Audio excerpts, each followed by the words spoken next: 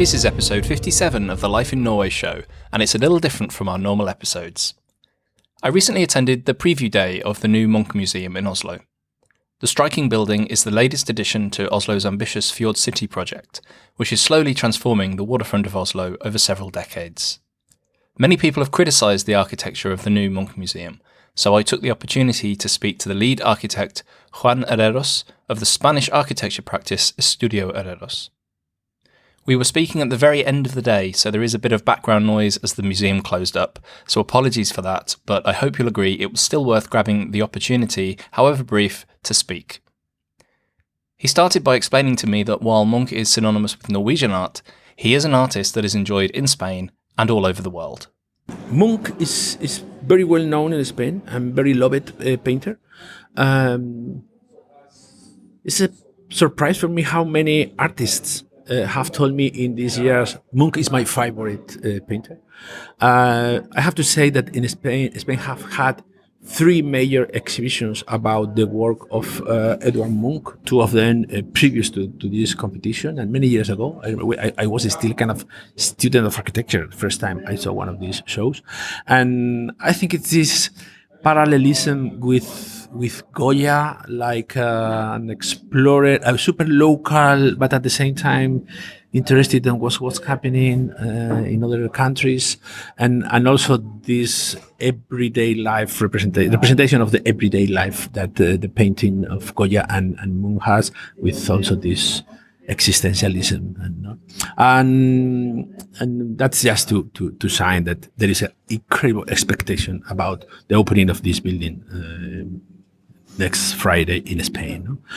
The second was about Munch seeing here. No, I think it's an incredible experience for an art lover to see this display of such an incredible amount of work and such a significant pieces. So you don't miss. Of course, there are wonderful pieces in Bergen or in Washington or in other museums in the world, but you don't miss them here. You have everything you need to understand and to give the value that it has, the work of Munch. No? And also, in a certain way, the museum wants to be inspired by this mix of local and international. No? Munch was complaining about how the conservatism of Norway was making it complicated to be a contemporary painter, and he was all time traveling to Germany, traveling to Paris, traveling to France, and apparently being fascinated. But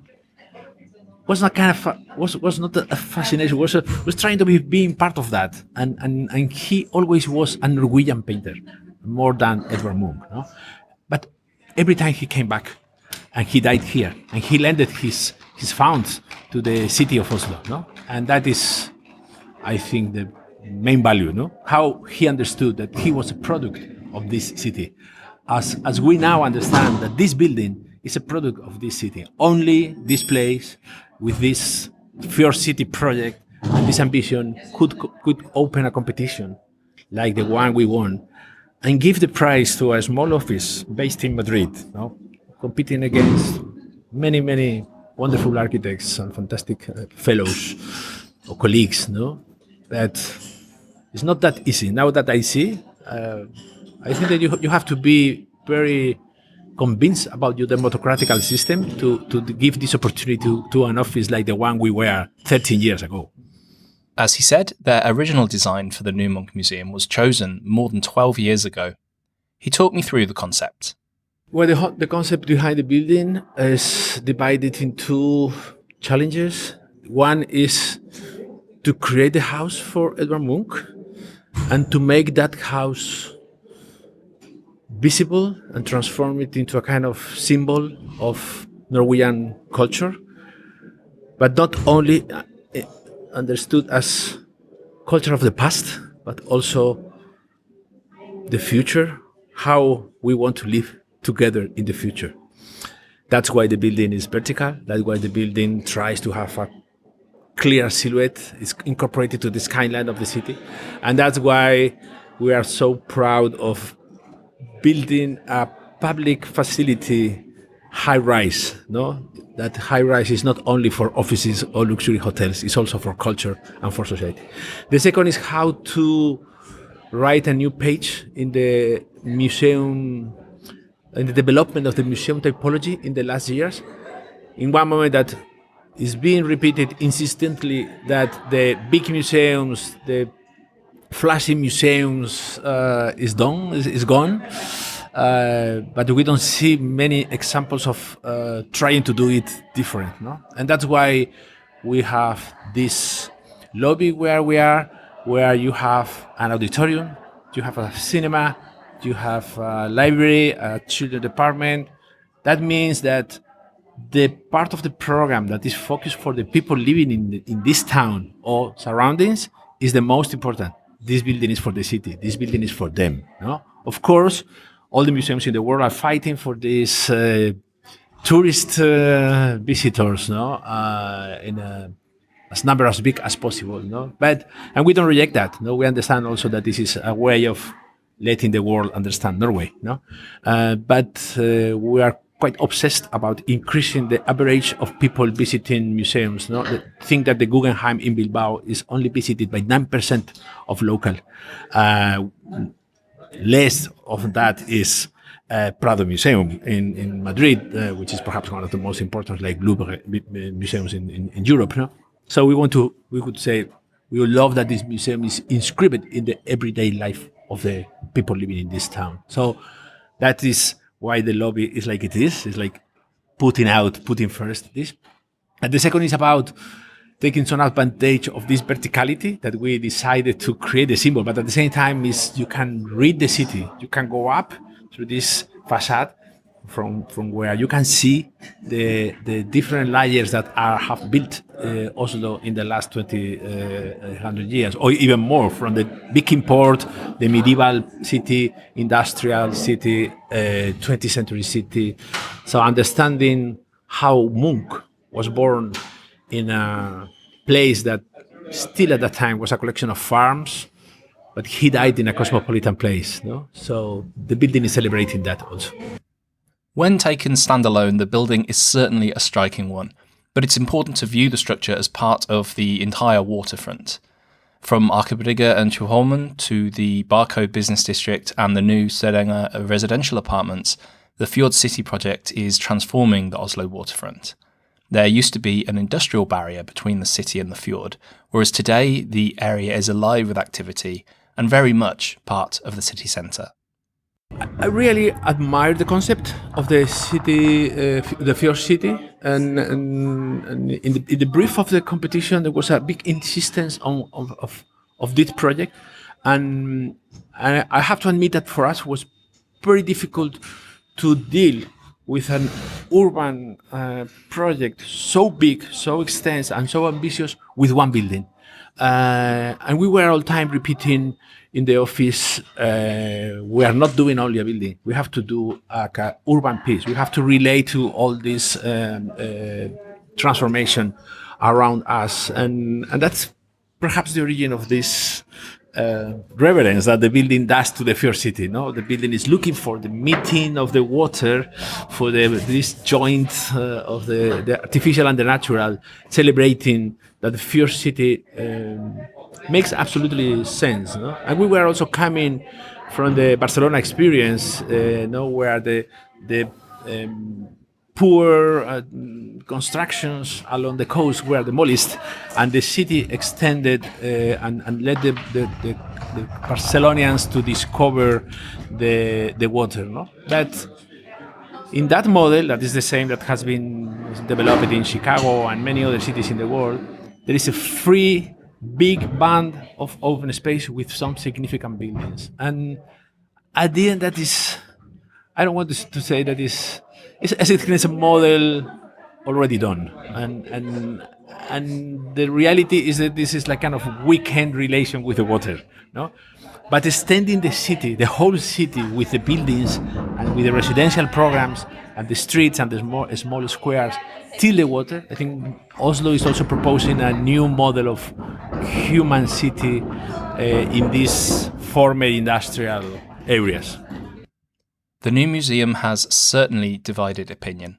Dissenting voices range from simply calling the building ugly to those that are frustrated that the final result differs from what was presented 12 years ago. Herreros explains that new sustainability requirements and budget cuts were among the many reasons why the original design had to change over the years.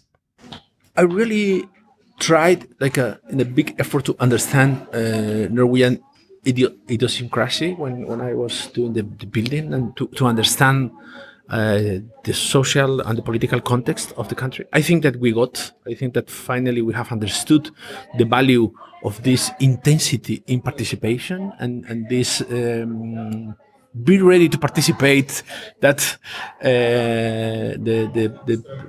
different groups here have, and we took as a part of the game. And of course, we are architects, we are professional. We have to look for the best balance.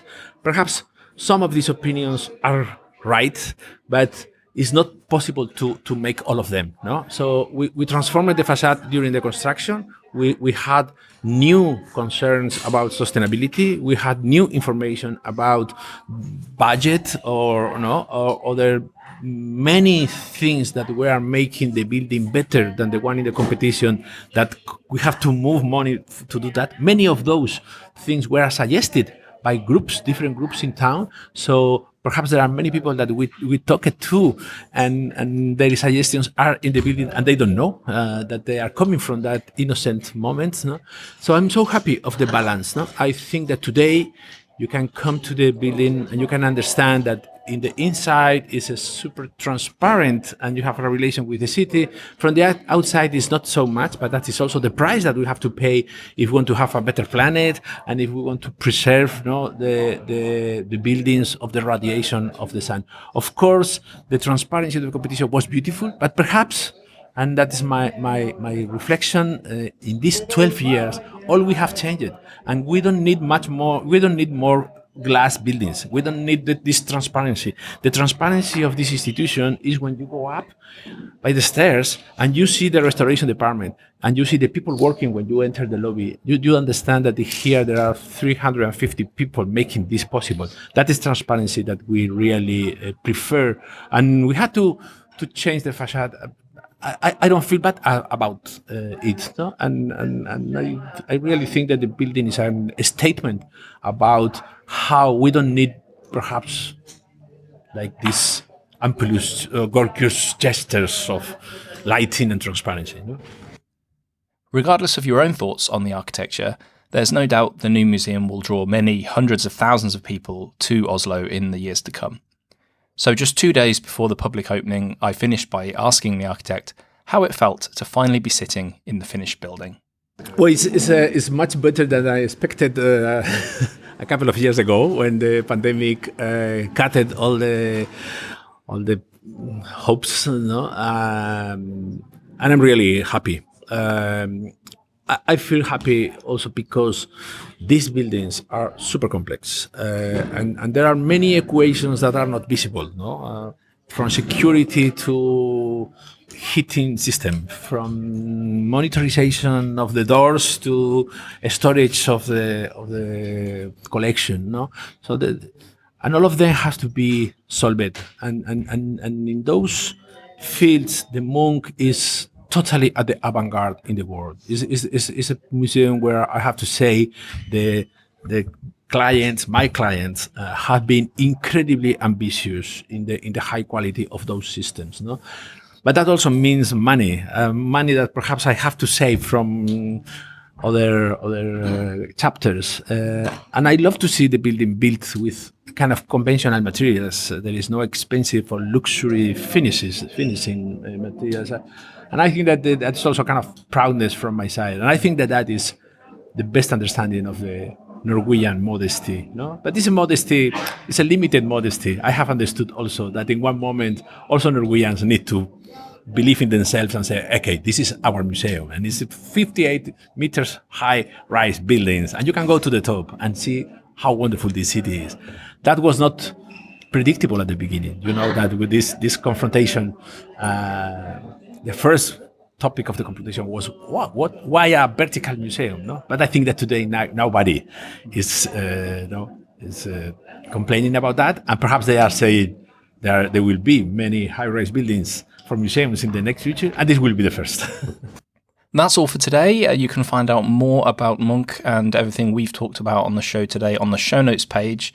I've published several articles about the new museum, including lots of photos and a brief video tour over on lifeinnorway.net.